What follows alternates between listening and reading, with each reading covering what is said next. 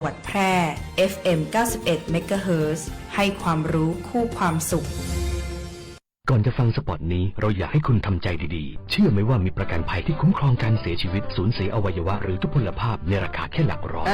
แล้วไงนอกจากนี้ยังคุ้มครองดูแลค่าใช้จ่ายในการจัดงานศพในกรณีที่เสียชีวิตจากการเจ็บป่วยด้วยให้จริงดิทั้งหมดนี้อัตราเบี้ยประกันภัยแค่200ต่อเดือนเหรอถูกดีนะต่อปี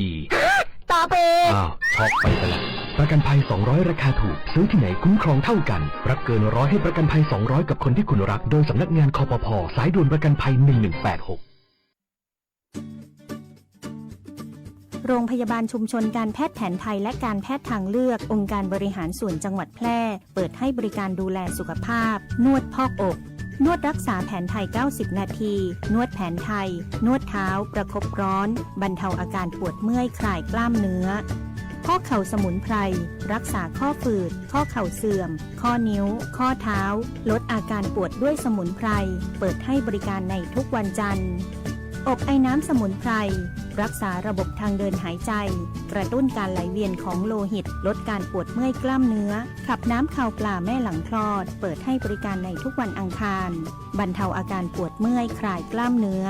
ผู้มาใช้บริการให้นำบัตรประจำตัวประชาชนมาด้วยทุกครั้งใช้สิทธิ์เบิกจ่ายตรงข้าราชการสิทธิ์ประกันสังคมหรือสิทธิ์บัตรทองในจังหวัดแพร่สิทธิ์รัฐวิสาหกิจหรือชำระเงินสดติดต่อจองคิวรับบริการเวลา 8:30 นาทีถึง 16:30 นาทีเว้นวันหยุดนักขัตฤกษ์โทร 054-523-338-9ธนาคารอาคารสงเคราะห์ธนาคารที่ดีที่สุดสำหรับการมีบ้านเรายินดีให้บริการทั้งด้านสินเชื่อและเงินฝากไม่ว่าจะซื้อจะสร้างจะรีไฟแนนซ์จะต่อเติมซ่อมแซมอาคารหรือจะฝากจะถอนหรือซื้อสลากธนาคารอาคารสงเคราะห์ทำให้คนไทยมีบ้านข่าวดีธนาคารอาคารสงเคราะห์ออกหน่วยให้บริการนอกสถานที่ณที่ว่าการอำเภอ2ทุกวันอังคารตั้งแต่เวลา 9 นาฬิกาถึง 15:30 นาทีและณที่ว่าการอำเภอวังชิ้นและที่ว่าการอำเภอหลองทุกวันพุธตั้งแต่เวลา 9 นาฬิกาถึง 15:30 นาทีธนาคารอาคารสงเคราะห์ทำให้คนไทยมีบ้านติดต่อธนาคารอาคารสงเคราะห์สาขาแพร่โทร 054-621-490-5ทำไมราคารอบนี้ถึงสูงกว่าปกติตั้งหลายเท่าเอกสารที่เธอถืออยู่นั่นพี่เป็นคนเซ็นเองอย่าคิดมากมันคือธรรมเนียมของวงการนี้ แต่นี่มันคือเงินภาษีประชาชนนะคะพี่เราไม่ควรปล่อยผ่านอะไรแบบนี้เมย์ฟังพี่นะใครๆเขาก็ทำกันทั้งนั้นอยู่เฉยๆแล้วก็ได้ดีสบายใจไม่เหนื่อยไม่เสี่ยงแต่เมย์ยอมเหนื่อยดีกว่าทำผิดแล้วต้องโกหกตัวเองทุกวันค่ะสวัสดีค่ะดิฉันมีหลักฐานเกี่ยวกับความผิดปกติในกระบวนการจัดซื้อราชการขอแจ้งเรื่องไว้ตรวจสอบค่ะเธอกล้าดีนะพี่เคยอยากทำแบบเธอแต่ไม่กล้ายังไม่สายที่จะเริ่มค่ะพี่ถ้าทุกคนเริ่มด้วยความกล้าความถูกต้องก็จะไม่โดดเดี่ยวอีกต่อไปการป้องกันการทุจริตไม่ต้องใช้กองทัพแต่ต้องใช้ความกล้าของคนธรรมดาเพียงคนเดียวในการเริ่มต้นและวันหนึ่งความกล้านั้นจะเปลี่ยนทั้งระบบได้พบเห็นการทุจริตแจ้งสายด่วนปปชโทร1205สนับสนุนโดยกองทุนปปชและสำนักงานปปชประจำจังหวัดแพร่เป็นอะหยังเนี่ยนาเศร้าหน้าหมองกึดนักกะจะบอกคือกึดนักได้จะได้ป่ะก็เรื่องหนี้เรื่องสินเนี่ยมันกวนใจมันหาตังออกบ่ได้เนี่ยเอ้าเลยอย่างบอกไปลองปรึกษากองทุนฟื้นฟูและพัฒนาเกษตรกรพอได้ขึ้นทะเบียนเป็นสมาชิกกองทุนไว้กอแน่ถ้าจะยังบ่ฮู้แน่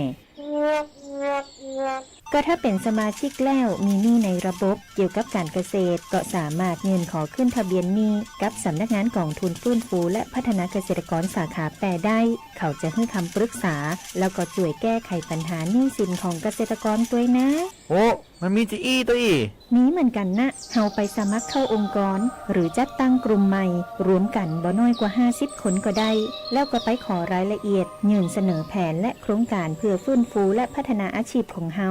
แต่ถ้าเฮาบ่มีหนี้บ่มีสินนุจะมีอะไรอย่างมาส่งเสริมเกษตรกรพ้องอ๋อ บ่ยากเลยปรึกษาสำนักงานกองทุนฟื้นฟูและพัฒนาเกษตรกรสาขาแปรตั้งอยู่ตีถนนกาดน้ำทอง หลังบิ๊กซีแปร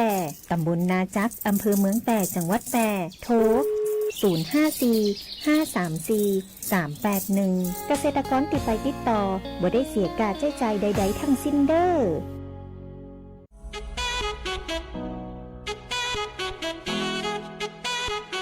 ขับไม่ดื่ม ดื่มไม่ขับ อย่าลืมนะคะ ด้วยความปรารถนาดีจากสถานีวิทยุกระจายเสียงแห่งประเทศไทยจังหวัดแพร่ FM 91 เมกะเฮิรตซ์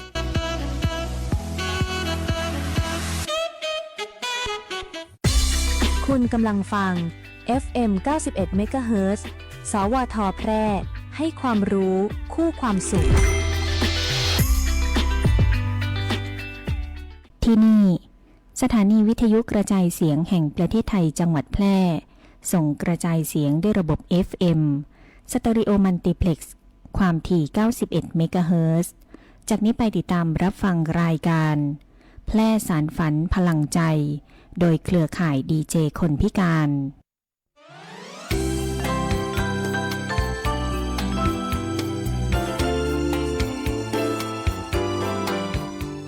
สวัสดีเจ้าคุณผู้ชมคุณผู้ฟังตีเคารพฮักคิดถึงทุกท่านนะเจ้าขอต้อนรับคุณผู้ฟังเข้าสู่รายการแพร่สารฝันพลังใจนะเจ้าทุกวันเสาร์กับวันอาทิตย์เวลาดี 15:10 นาทีถึง 16 นาฬิกานะเจ้ารายการแพร่สารฝันพลังใจออกอากาศรับชมรับฟังได้หลากหลายช่องทางนะเจ้าทางคลื่นวิทยุออนแอร์ออนไลน์คลื่น91 เมกะเฮิรตซ์วิทยุสวทแปรนะเจ้ามีพร้อมทั้งหลายเฟซบุ๊กตัวนะเจ้าวันนี้คุณผู้ชมคุณผู้ฟังมาพบมาปะมาเจอกันตรงกับวันที่21วันอาทิตย์นะเจ้ากันยายน 2568นะเจ้าตอนนี้คุณผู้ชมคุณผู้ฟังรับชมรับฟังอยู่ที่ไหนตังใดพ่องเจ้าสามารถส่งข้อความทักทายเข้ามาได้นะเจ้าว่าตังบ้านคุณผู้ฟังขึ้นฟังฮับชัดเจนดีกว่าเจ้าสภาพอากาศเป็นจะได้พองตอนนี้นะเจ้าคุณผู้ฟังถ้าหากคุณผู้ฟังชื่นชอบเพลงหยังอยากฟังเพลงอะไรหยังแนะนำหลังไมค์เข้ามาได้เลยนะเจ้า054-523-516นะเจ้าโดยมีข้าเจ้าจำนงจัดไปตามคำแนะนำด้วยนะเจ้าวันนี้เฮามาพบมาป้ากันมาพร้อมกับคุณมะยุรีเขียใจนะเจ้าสวัสดีเจ้าสวัสดีเจ้า ข้าเจ้ามายุรีเขียใจเนาะวันนี้เราก็จะมีข่าวเกี่ยวกับข่าวอุบัติเหตุและข่าวของพัฒนาการสังคมและความมั่นคงของมนุษย์จังหวัดแปรของเฮานะเจ้าเนาะซึ่งเป็นผู้สนับสนุนในรายการของเฮานะเจ้าเนาะวันนี้ก็มีหลายเรื่องนะเจ้ามามาเล่าให้กับทุกท่านได้รับฟังกันสำหรับปนงก็มีข่าวอย่างของเจ้าเนี่ยฮะวันนี้นะเจ้าวันนี้เฮาจะมาตอบคำถามมีฮักแฟนรายการของเฮาที่ว่าเปิ้นสอบถามไว้จากเสาร์ที่แล้วนะเจ้าปนงก็จะมาตอบคำถามในอันช่วงต่อไปนี่นะเจ้าเนาะคุณผู้ฟังกินข้าวตอนกันเสร็จแล้วเนาะเฮาก็มาฮับฟังข่าวสารสาระน่ารู้สลับกับเพลงสบายยามบ่ายคลายเครียดนี่นะเจ้าคุณผู้ชมคุณผู้ฟังวันนี้เฮาก็มีข่าวสารสาระดีๆมาฝากคุณผู้ฟังใน1ชั่วโมงตรงนี้นะเจ้าคุณผู้ชมคุณผู้ฟังก็ขอให้คุณผู้ชมคุณผู้ฟังฝากกดไลค์กดแชร์ไว้ตัวนะเจ้าคุณผู้ฟังเจ้าวันนี้ก็มีทักแฟนรายการของเฮาแนะนำเพลงกันเข้ามาคิวยาวเลยนะเจ้าเนาะคุณผู้ฟังเจ้าสวัสดีทักทายคุณโชคชัยเข้ามานะเจ้าเปิ่นก็ขอเพลงกันคำเดียวเฮาไปจัดเพลงกันตามตีว่ามีทักแฟนรายการแนะนำกันเข้ามาตามคิวนะเจ้า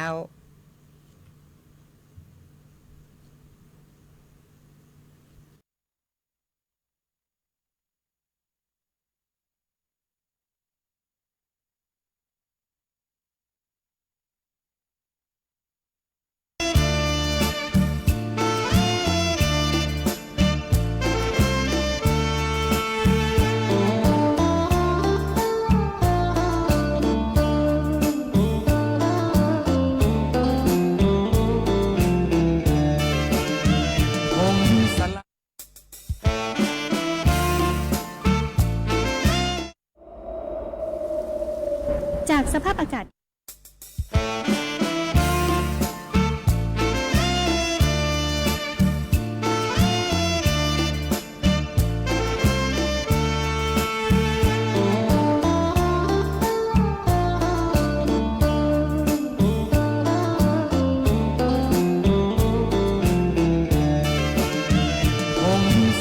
สีเสียแล้วสิเราเกือบแก่ใกล้เก่าเพราะเราเกิดนานนิดหน่อยอยู่มานานแล้วยังแคล้วผู้เชยก็เลยเงาหงอยเจ้าหลานเราก็ชะย่อยถามว่าลุงจ้าแล้วป้าอยู่ไหนลามเอ่ยปากถามแล้วคำเสียจังบุกเพบุกพังแกล้งอาละวาดหรือไรหากเปรียบไปแล้วเราเหมือนรถไฟขบวนสุดท้ายอย่างไรเพื่อนใจเพื่อนกายวันอยู่ไปเป็นเพื่อนม้าแมวสาธุเด้อเกิดมาสักเธอคู่ครองคู่ขาอยากให้หลานมีป้าใบโอซอยกันยามล้านแอวหลานยังย้ำว่าอยากได้ป้าซ้ำน้อยซะแล้วคนอื่นมีแฟนเป็นแถวแต่เรากลับแถวคิดแล้วท้อจังก็เกิดนานแล้วยังแคล้วคู่ใจแถมยังสงสัยเนื้อคู่เราเกิดแล้วหรือยังเจ้าคู่เป็นหลานก็ถามถึงแฟนของลุงบ่อยครั้งตอบหลานไม่ได้สักอย่างจังใดแต่นั่งเฮ็ดหน้าโจโล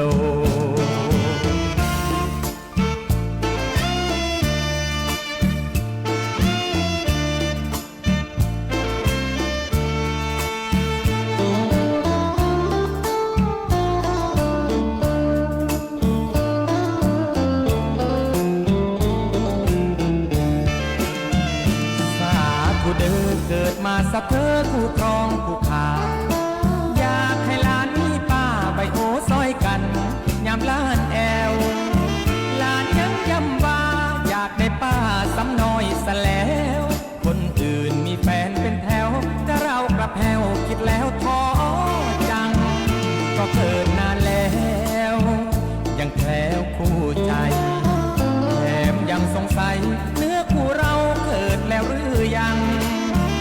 เจ้าผู้เป็นหลานก็ถามถึงแฟนของลุงบ่อยครั้งตอบหลานไม่ได้สักอย่างจังใดแต่นั่งเฮ็ดหน้าโจโล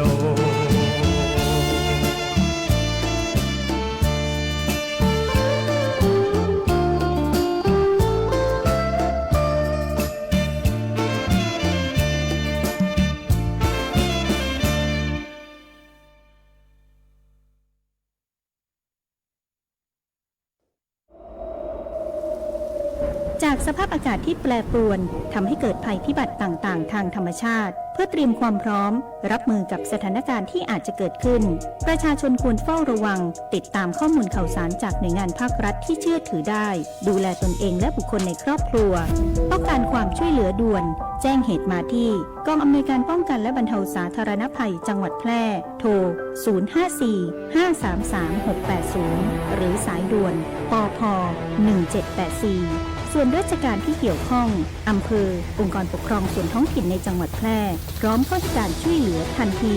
ปรารถนาดีจากผู้ว่าราชการจังหวัดแพร่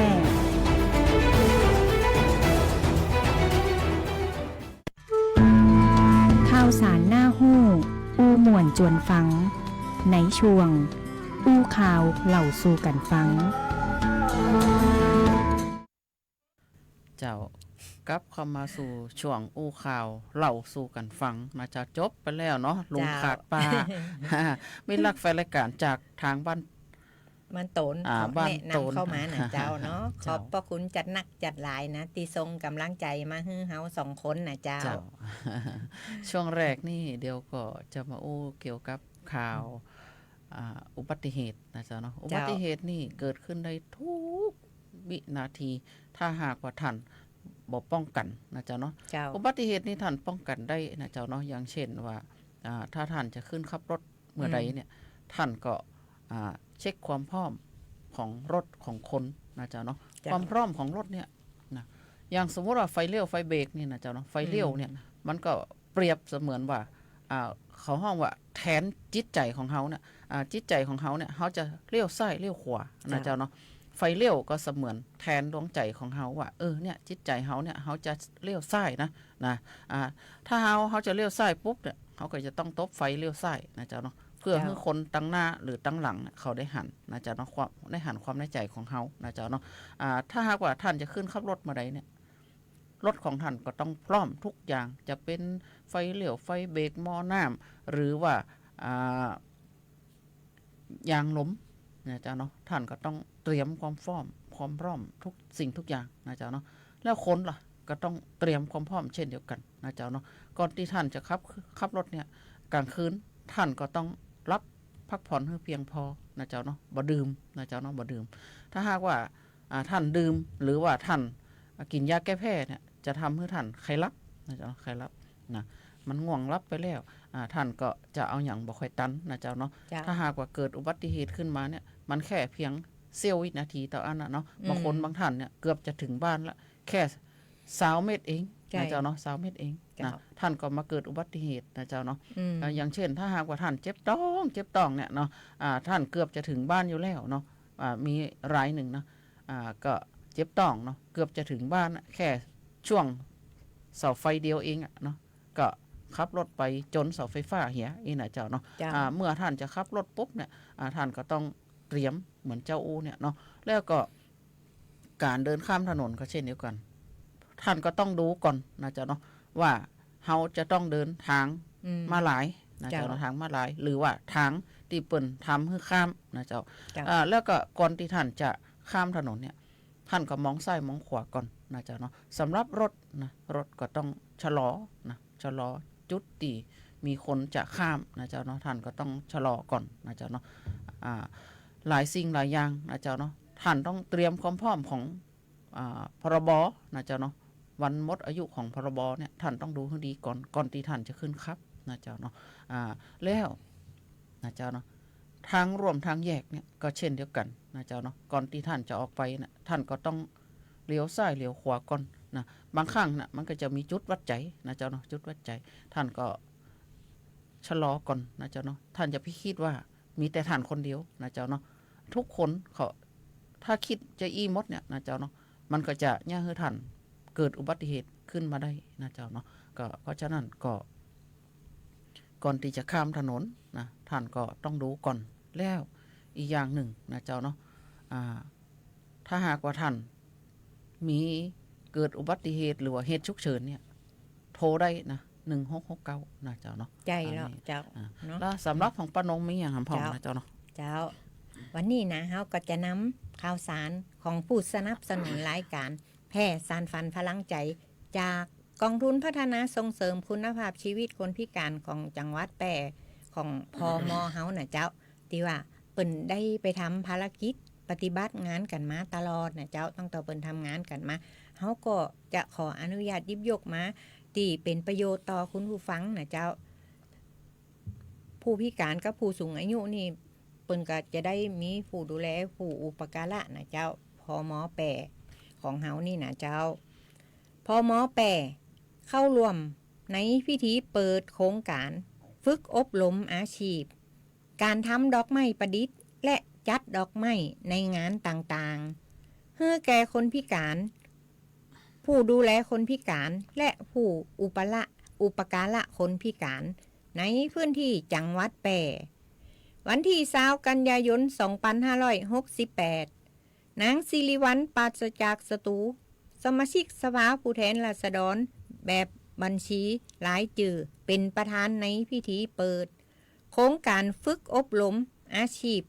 การทำดอกไม้ประดิษฐ์และจัดดอกไม้ประดิษฐ์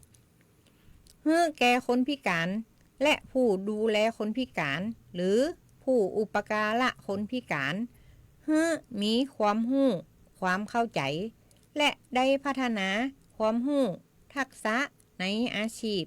เพื่อสามารถไปเป็นอาชีพเสริมได้หรืออาชีพหลักได้ก่อให้เกิดรายได้ที่มั่นคงซึ่งกำหนดจัดทั้งหมด8รุ่นโดยรุ่นที่1จัดขึ้นในวันที่20 กันยายน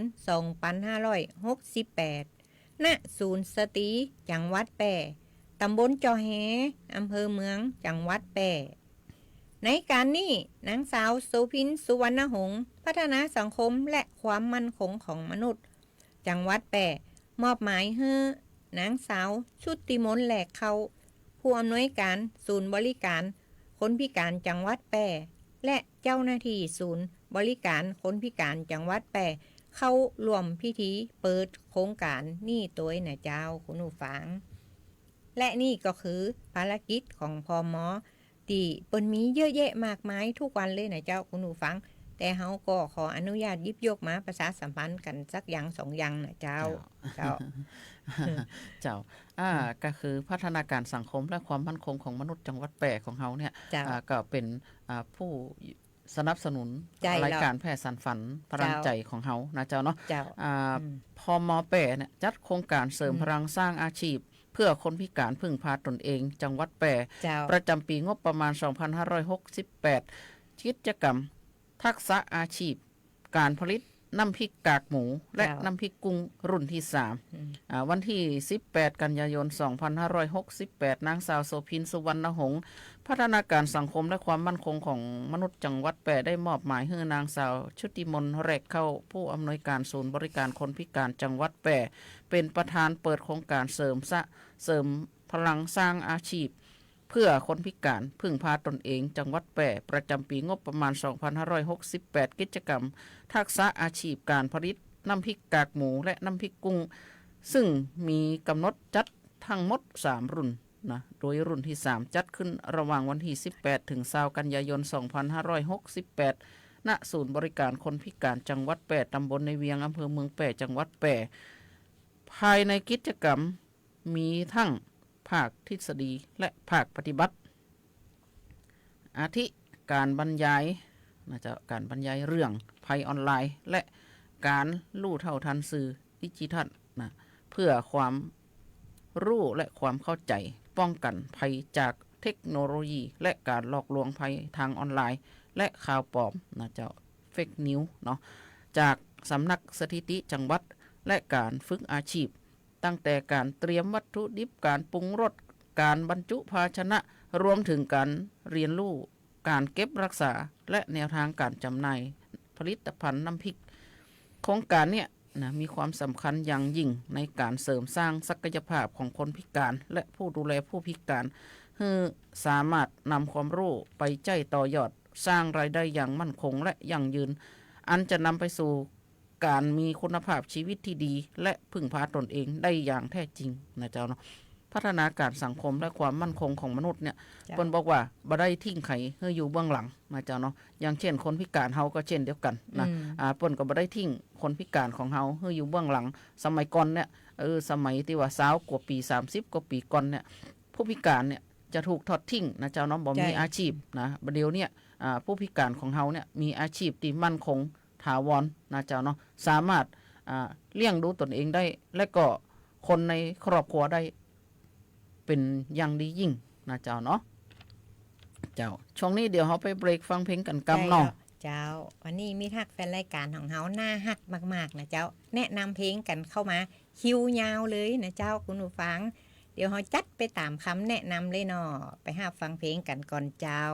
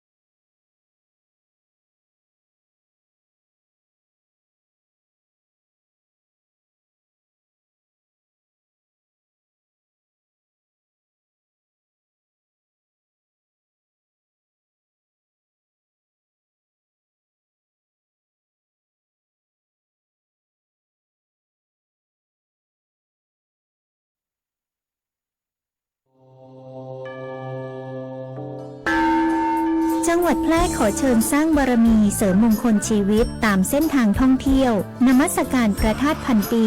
สักการะพระธาตุช่อแฮ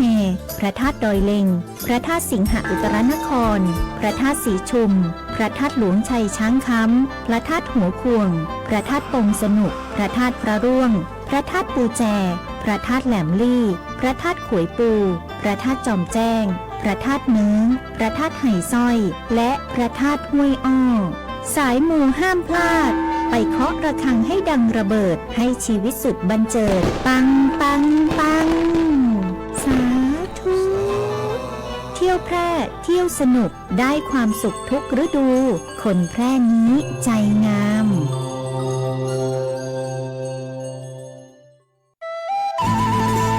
อู้กันสบายๆได้ประเด็นในช่วงอู้ง่ายฝังมวล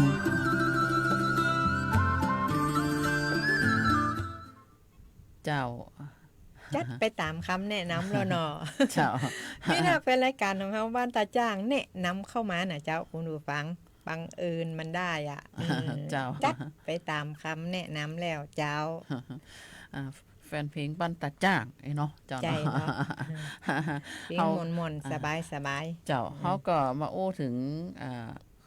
ข่าวของพัฒนาสังคมและความมั่นคงของมนุษย์จังหวัดแปร่นะเจ้าเนาะเปิดก็ได้ประชุมทำงานติดโต๊ะข่าวเฝ้าระวังปัญหาด้านความมั่นคงและปัญหายาเสพติดในระดับพื้นที่จังหวัดแปร่นะเจ้าข้างที่9/2568วันที่17กันยายน2568นายชัยยศิษฐ์ชัยสำริดผลนะเจ้ารองผู้ว่าราชการจังหวัดแปร่เป็นประธานประชุมคณะทำงานโต๊ะข่าวเฝ้าระวังปัญหาด้านความมั่นคงและยาเสพติดระดับพื้นที่จังหวัดแปร่ข้างที่9/2568เพื่อรายงานผลการดำเนินงานและความคืบหน้าของคณะทำงานวิเคราะห์สถานการณ์ปัญหายาเสพติดของเด็กเยาวชนในสถานศึกษาและการจัดระเบียบสังคมแบบบูรณาการหรือโต๊ะข่าวที่6ในการนี้นางสาวโสภิน สุวรรณหงษ์พัฒนาสังคมและความมั่นคงของมนุษย์จังหวัดแปร่มอบหมายให้นางสาวมัชชุพรอินแก้วนักสังคมสงเคราะห์ปฏิบัติการและนายภูมิปราบหงษ์นิติกรเข้าร่วมประชุมณห้องประชุมเบียงโกไสจันทร์2สารกลางจังหวัดแปร่นะเจ้าเนาะกับปัญหายาเสพติดนี่เดี๋ยวนี้นะเจ้าเนาะมันก็แพร่ระบาดหลายนะหลายมันแล้วก็มาหลายรูปแบบตัวนะเจ้าเนาะจะเป็นยาบ้ายามายาอีรวมถึงนะเจ้าปัญหาของบุหรี่ไฟฟ้าตัวนะเจ้าเนาะตอนนี้เข้าไปยังละออนเด็กละออนเข้าไปยังสถานศึกษานะเจ้าเนาะละออนก็เช่นเดียวกันนะเจ้าเนาะละออนตัวน้อยๆเนี่ยนะเจ้าบางครั้งบางทีเนี่ยพ่อแม่ผู้ปกครองเปิ้นก็ประตันได้ฮู้เปิ้นนึกว่าของเล่นอันอย่างอันอื่นนะเจ้าเนาะแต่เดี๋ยวนี้มันมาในหลายรูปแบบเปิ้นก็เป็นตุ๊กตุนตุ๊กตาเนาะห้อยคอมานะเจ้าเนาะละออนก็ซื้อมาโดยความตีบ่ฮู้นะเจ้าเนาะละออนบางคนเนี่ยเอามาสูบมาดูดแล้วปุ๊บเนี่ยก็ทำให้พัฒนาการของสมองแล้วก็ปอดเนี่ยทำงานได้บ่เต็มที่ทำงานได้บ่ค่อยดีนะเจ้าเนาะปอดเนี่ยก็จะทำงานได้บ่เต็มที่นะเจ้าเนาะบ่เหมือนกับละออนที่ว่าบ่ได้สูบบุหรี่ไฟฟ้านะเจ้าเนาะกลิ่นมันก็หอมนะเจ้าเนาะหลายรสหลายกลิ่นนะเจ้าเนาะบางครั้งบางทีก็บ่มีกลิ่นบ่มีสีนะเจ้าเนาะท่านผู้ปกครองท่านใดเนี่ยมีลูกมีหลานท่านก็ไปสังเกตลูกหลานท่านตัวนะเจ้าเนาะบุหรี่ไฟฟ้าเดี๋ยวนี้รู้สึกว่าจะหาง่ายหาซื้อได้ง่ายมากนะเดี๋ยวนี้ก็ทางผู้ว่าราชการจังหวัดแปร่เนี่ยก็มีการปราบปรามเกี่ยวกับบุหรี่ไฟฟ้าแล้วก็ยาเสพติดทุกรูปแบบจะรวมไปถึงพิษภัยของเหล้านะเจ้าเนาะเครื่องดื่มที่มีแอลกอฮอล์เนี่ยนะเมื่อบ่กี่วันที่ผ่านมาเนี่ยนะเจ้าเนาะเจ้าก็ได้รับเชิญเข้าไปเป็นวิทยากรแล้วก็ได้ไปบรรยายเกี่ยวกับโทษของเหล้านะเจ้าเนาะฮือกับละอ่อนได้รับฮู้กันนะเจ้าเนาะเกี่ยวกับเหล้าเกี่ยวกับบุหรี่นี่นะเจ้าเนาะถ้าหากว่าท่านผู้ปกครองเนี่ยปล่อยปละละเลยการดื่มเหล้าแต่ละครั้งเนี่ยละอ่อนเนี่ยจะมีจิตใจฮึกเหิมเนาะแก้ว1แก้ว2บัดหือเดี๋ยวนะเจ้าเนาะแก้วที่3แก้วที่4เนี่ยใจมันจะคึกขนองฮึกเหิมนะเจ้าเนาะเมื่อเมาแล้วไปแล้วปุ๊บเนี่ย1สิ่งที่บ่เคยทำก็อยากทำนะเจ้าเนาะอยากจะลองโน่นอยากจะลองนี่การขับรถก็เช่นเดียวกันนะเจ้าเนาะถ้าหากว่าท่านใดเนี่ยดื่มสุราไปปุ๊บเนี่ยนะ ก็จะเกิดความคึกนะคึกขนองนะจากที่ว่าเคยขับ30-40เนี่ยอุ้ยนะบิดไป50-60-80โดยตีบ่ฮู้ตัวนะเจ้าเนาะเพราะฉะนั้นพิษภัยของเครื่องดื่มแอลกอฮอล์แล้วก็บุหรี่รวมถึงบุหรี่ไฟฟ้าด้วยมันมีพิษภัยมีโทษมหันต์นะเจ้าเนาะจะเป็นเกี่ยวกับยาบ้าก็เช่นเดียวกันนะท่านก็ต้องเอาความฮักนะเอาความฮักความอบอุ่นดูแลลูกหลานของท่านดูแลคนใกล้ชิดของท่านนะเจ้าเนาะเพื่อให้คนใกล้ชิดของท่านห่างไกลจากยาเสพติดนะเดี๋ยวนี้ปัญหายาเสพติดนี่โอ้มีเยอะเลยนะเจ้าน้องเนาะเจ้ากำเดียวอาทิตย์นี้เฮาก็จะมาตอบคำถามแฟนรายการอย่างจากเสาร์ที่แล้วนี่นะเจ้าเปิ่นมีทักแฟนรายการสอบถามกันเข้ามาในเรื่องการขอรับไม่เท่าขาวของคนตาบอดนี่นะเจ้าเปิ่นสอบถามเข้ามาว่าจะไปรับไม่เท่าขาวคนตาบอดนี่ได้ที่ไหนเจ้าก็ขอให้คุณผู้ฟังตีสอบถามเข้ามาในรายการขอไม่เต้าคนตาบอดนี่นะเจ้าสามารถไปรับไม่เต้าคนตาบอดได้ตีโรงพยาบาลแปรนะเจ้าตีจันหนึ่งนี่นะเจ้าเฮ้นำบัตรประชาชนไปยืนขอรับไม่เต้าบอกเปิ้นว่าจะมาขอไม่เต้าคนตาบอดได้ฟรีเลยนะเจ้าคุณผู้ชมคุณผู้ฟังเพราะว่าเปิ้นมีไว้ให้สำหรับคนตาบอดโดยเฉพาะเลยนะเจ้าเปิ้นให้ฟรีเลยนะเจ้าบ่ต้องได้ยืมเนาะสำหรับคุณผู้ฟังท่านใดที่มีญาติพี่น้องคนตาบอดประสงค์ต้องการอยากได้ไม่เต้าคนตาบอดก็นำบัตรประชาชนไปยื่นกับเจ้าหน้าที่ที่โรงพยาบาลแปรอยู่จันหนึ่งนี่นะเจ้าคุณผู้ฟังไปขอได้ฟรีเลยนะเจ้าคุณผู้ฟังเพราะว่ารายการแพทย์สารพันพลังใจก็ได้สอบถามเปิ้นว่าขอได้ฟรีเลยนะเจ้าคุณผู้ฟังเจ้าแล้วเดือนกันยายนนี่เป็นเดือนพิเศษของผู้สูงอายุนี่นะเจ้าขอแสดงความยินดีกับผู้สูงอายุที่ว่ามีบัตรสวัสดิการแห่งรัฐนะเจ้าเพราะว่าทางกรมบัญชีกลางเปิ้นได้โอนเงินพิเศษสูงสุด800 บาทมาตั้งแต่วันที่16 17 18กันยายน3วันที่ผ่านมานี่นะเจ้าคุณผู้ฟังเป็นเงินสงเคราะห์พิเศษสำหรับกลุ่มผู้สูงอายุที่มีรายได้น้อยที่ว่ามีสิทธิ์ได้สวัสดิการบัตรสวัสดิการแห่งรัฐนี่นะเจ้าเปิ้นก็รอบนี้เปิ้นก็เป็นเงินสดไปกดมาจ่ายกันได้เลยนะเจ้าคุณผู้ฟังแล้วในเดือนกันยายนนี่ก็เป็นเดือนสิ้นปีงบประมาณของปี2568นะเจ้าเนาะ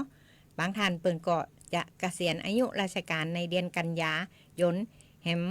บ่กี่วันนี่นะเจ้าเนาะแหม9วัน10วันเนาะวันนี้วันที่21กันยาเหลือเวลาทำงานแหมบ่กี่วันก็จะปลดเกษียณไปตามวาระอายุ60แล้วเนาะเจ้าคุณผู้ฟังเจ้าก็ขอแสดงความยินดีตัวนะเจ้าเนาะหลายท่านเปิ้นก็ไปกดมาจ่ายได้สตางค์800เนาะหำน้อยก็จะขอแสดงความยินดีกับคุณป้าจำนงนะเพราะตอนนี้เปิ้นได้ว่าที่ผู้สูงอายุแล้วนะเจ้าแล้วนี่เฮาก็จะได้นายกคนใหม่แล้วนะเจ้าคุณผู้ชมคุณผู้ฟังเนาะนายกคนใหม่ของเฮาก็นายอนุทินชาญวีรกุลนายกคนที่32นะเจ้าเปิ้นเพิ่งได้รับตำแหน่งมาเนาะเจ้าก็จะมีข่าวดีมามอบให้กับป่อแม่พี่น้องประชาชนคนไทยทุกคนทุกท่านนะเจ้าก็ขอให้พ่อแม่พี่น้องโปรดติดตามข่าวสารที่ทางรัฐบาลจะมอบให้กับประชาชนคนไทยนี่นะเจ้าเนาะใครๆก็จะคอยรอรุ่นกันนะเจ้าคุณผู้ชมคุณผู้ฟังล่าสุดอัปเดตคนละครึ่งล่าสุดวันนี้นะเจ้าคุณผู้ฟังคนละครึ่งซึ่งเป็นมาตรการกระตุ้นกำลังซื้อกระตุ้นเศรษฐกิจของนายกอนุทินชาญวีรกุลนายกรัฐมนตรีและหัวหน้าพรรคภูมิใจไทยหรือโครงการคนละครึ่งในเวอร์ชัน 2.0 สำหรับมาตรการดังกล่าวเพื่อกระตุ้นกำลังซื้อในประเทศนายศิริพงษ์อังคสกุลเกียรติรองหัวหน้าพรรคภูมิใจไทยเปิดเผยว่ามาตรการคนละครึ่งล่าสุดเปิดลงทะเบียนได้เมื่อใดนั่น ต้องขึ้นอยู่กับการแถลงนโยบายต่อรัฐสภาได้ทันในปีงบประมาณ 2568 ถ้าแถลงนโยบายได้เหลียวก่อนวันที่ 30 กันยายน 2568 ก่อนซึ่งเป็นวันสิ้นสุดงบประมาณปี 2568 ก็จะดำเนินการคนละครึ่งได้ทันทีแต่ยังบ่ทันในเฟสแรกนี่นะเจ้าพรรคภูมิใจไทยได้มีความคิดเพิ่มเติมเบื้องต้นดังนี้ 1. เติมเงินให้ผู้ถือบัตรสวัสดิการแห่งรัฐเช่นผู้ที่มีบัตรสวัสดิการแห่งรัฐปกติเฮารูดสินค้าได้300เนาะเจ้าเปิ้นรัฐบาลก็จะอาจเติมเงินเพิ่มเข้าไปให้เป็น700 บาทรวมกันเป็น 1,000 นะเจ้าคุณผู้ชมคุณผู้ฟังเพื่อจ่ายผ่านแอปถุงเงินกับร้านค้าที่เข้ารวมโครงการนะเจ้าแล้วขณะนี้รัฐบาลกำลังพิจารณามอบสิทธิประโยชน์เพิ่มเติมแก่ผู้ที่เสียภาษีเงินได้บุคคลธรรมดา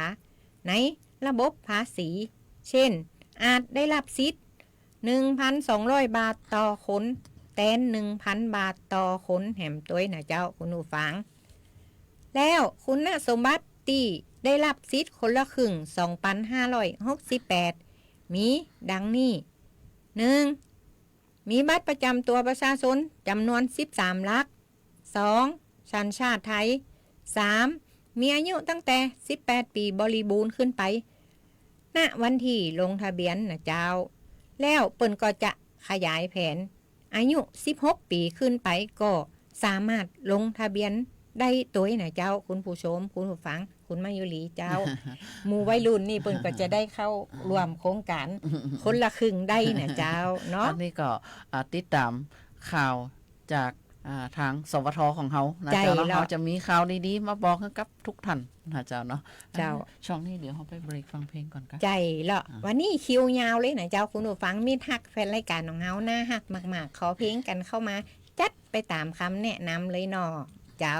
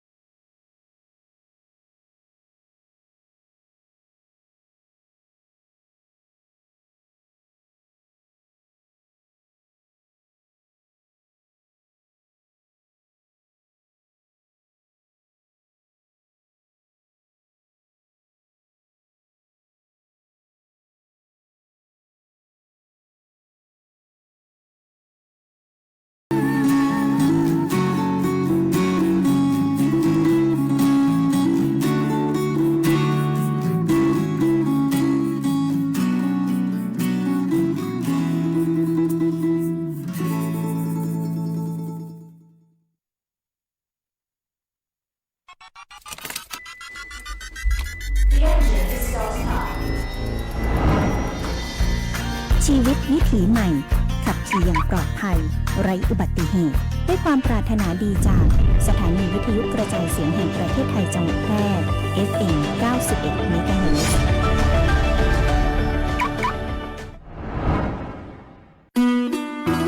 แบ่งกันปันความรู้ในช่วง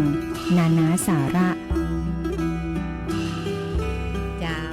จัดไปตามคำแนะนำแล้วเนาะมีทักแฟนรายการจากบอกแก้วแนะนำเข้ามานะเจ้ารายการแพทย์สานฟันพลังใจก็ขอขอบพระคุณผู้อำนวยการสถานีวิทยุสวท8ท่านผอ.โชคชัชการราชภูพร้อมกับเจ้าหน้าที่ตีเปิ่นอำนวยความสะดวกให้กับรายการแพทย์สานฟันพลังใจกราบขอบพระคุณเป็นอย่างสูงนะเจ้า สวัสดีแวะทักทายมีทักแฟนรายการตั้งหน้าวิทยุตัวนะเจ้าตั้งหน้า Facebook ก็เยอะแยะเลย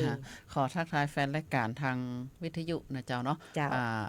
ตีเครื่องเสียงส่งถึง8อำเภอจังหวัด8ของเฮาแล้วก็รอบๆจังหวัด8ตีเครื่องเสียงส่งถึงนะเจ้าเนาะทางหน้า Facebook นะเจ้าเนาะก็สวัสดีเจ้าคุณโชคชัยน้อยนุชนะเจ้าเนาะ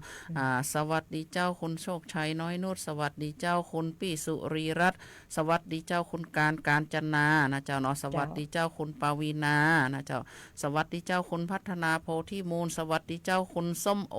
นะเจ้าเนาะเจ้าของฟาร์มเฮ็ดสวัสดีเจ้าคุณปินรักนะเปิ้นก็ขอเพลงมานะเจ้าเนาะคุณส้มโอนะเอาแปะไว้ก่อนเนาะแปะไว้ติดหน้าเนาะวันนี้พี่ทักเป็นรายการขอเพลงกันมาเยอะเลย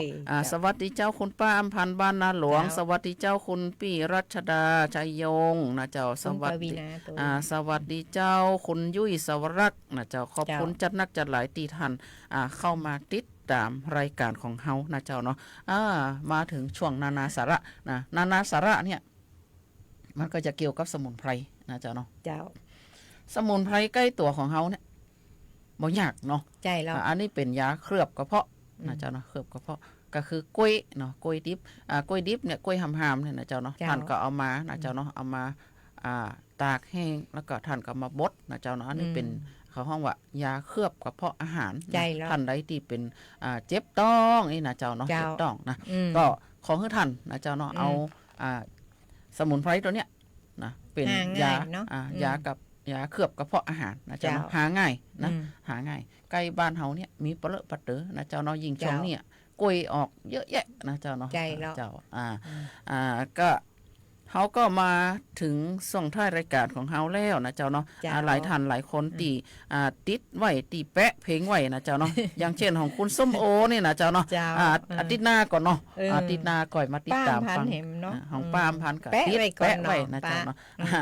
แฟนรายการเปิดโทรเข้ามาก็เยอะนะเจ้าเนาะวันนี้โอ้ยดีอกดีใจนะเจ้าเนาะโอ้วันนี้มิตรรักแฟนรายการเยอะแยะไปหมดนะเจ้าเนาะเอามาก็มาถึงช่วงท้ายรายการของเฮาแล้วนะเจ้าเนาะเอาก็จะได้นำรายการแพทย์สานฝันพลังใจจากลาท่านไปก่อนแล้วก็จะให้ท่านรับฟังเพลงจากรายการของเฮาจนจบเลยนะเจ้าเนาะจนจบรายการของเฮาเลยนะเจ้าเนาะเจ้าสำหรับวันนี้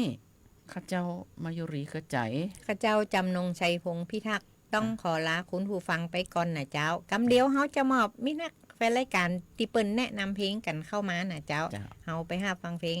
สุดท้ายตีแฟนรายการแนะนำกันเข้ามา